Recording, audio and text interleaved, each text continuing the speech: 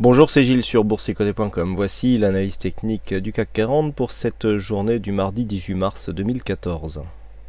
Avec une séance qui s'inscrit aujourd'hui dans une continuité de rebond technique, puisqu'après une ouverture en légère baisse, le CAC 40 clôture à 4313,26, marquant un gain de 0,97% sur cette séance par rapport à la séance d'hier, avec un peu plus de 41 points regagnés donc par rapport à ces cours de clôture. Donc le mouvement ici se fait dans la poursuite et donc dans la lignée du rebond qui avait eu lieu hier. Nous avions défini plusieurs zones à vérifier, donc à surveiller. Cette zone des 4309 ici a dans un premier temps bien fait son rôle ici de résistance puis de support. Il semblerait que maintenant cette zone ici soit transformée en support, en tout cas c'est ce que nous indiquent les cotations intraday.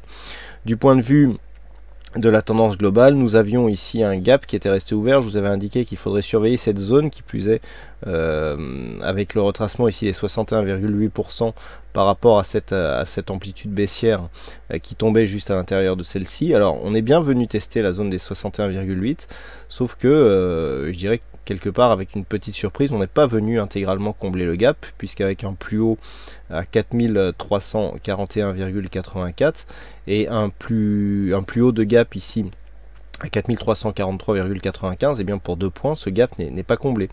Donc on est venu ici dans un prolongement de rebond technique, valider un contact avec le 61,8 en l'attaquant même un petit peu, mais finalement le gap n'est pas comblé pour 2 points. Donc c'est assez bizarre. On est toujours dans un biais légèrement baissier, même si la dynamique est beaucoup moins forte que si nous étions restés ici sous le retracement des 38,2%, mais on est toujours sur un biais baissier. Nous allons développer les raisons de cette tendance. Donc du point de vue des indicateurs, on a une neutralisation du RSI ainsi que du stochastique qui invalide ici sa dynamique baissière. Du point de vue du MACD, on continue ici sur le signal de retournement qui est apparu hier et nous avons des volumes qui montent un petit peu, donc ça c'est plutôt bon signe.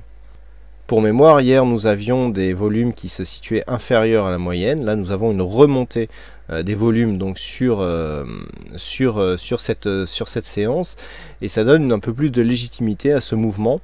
Hier on était vraiment sur un mouvement technique ici, malgré la cassure de cette résistance de tendance très court terme. Il y avait peu de volume.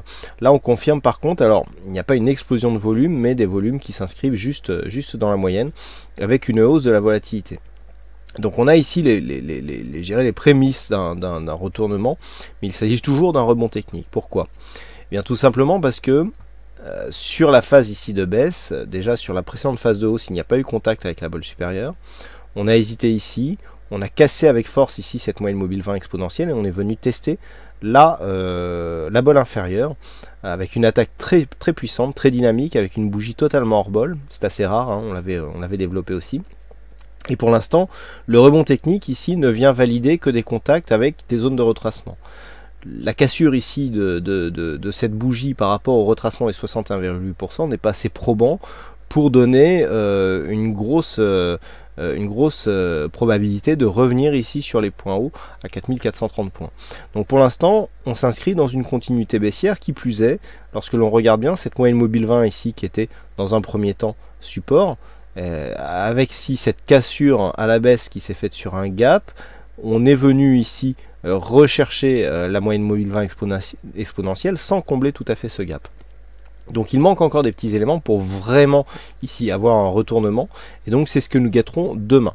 Alors déjà dans un premier temps, le premier élément qu'il va falloir valider donc pour que ce rebond ici soit pérenne, c'est la validité de ce support des 4309 points.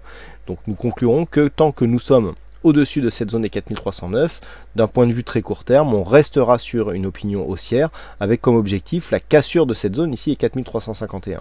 Demain, sur une cassure de cette zone des 4351, on validera vraiment le retournement et donc la fin de cette tendance baissière, puisque nous aurions la cassure donc à la hausse confirmée du 61,8% et surtout cette zone de moyenne mobile 20 exponentielle qui commencerait à plus remonter et à s'inscrire donc comme une zone de support.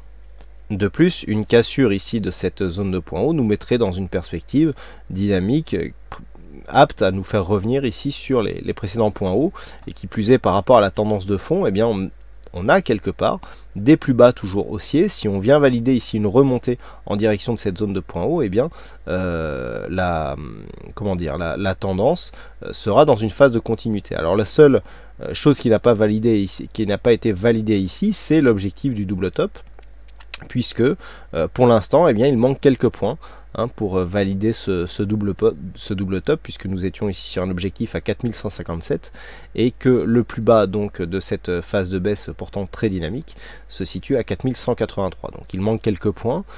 Toutes les figures ne sont pas validées. Je dirais que dans la psychologie, on était ici sur un double top, mais l'objectif n'a pas été validé. Le fait de remonter ici au-dessus de cette zone, eh bien, éloignera la possibilité d'une validation ici de ce double top. Normalement, à partir du moment où on commence à repasser ici au-dessus de la ligne de coup de ce double top, il y a peu de chances pour que l'on revienne dessus. Vraiment, on est en train d'invalider la dynamique qui avait été créée par cette figure.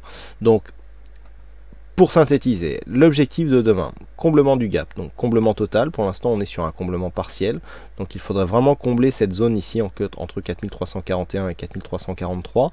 Et si nous avons une cassure ici des 4350, là, on pourra commencer à parler de retournement de tendance et à espérer ici un retour sur les précédents points hauts significatifs. Par contre, si on vient ici à peine valider un dépassement des 4309 et que l'on hésite à repasser au-dessus de cette moyenne mobile 20 exponentielle, donc demain, la moyenne mobile 20 exponentielle devrait se situer aux alentours des 4320.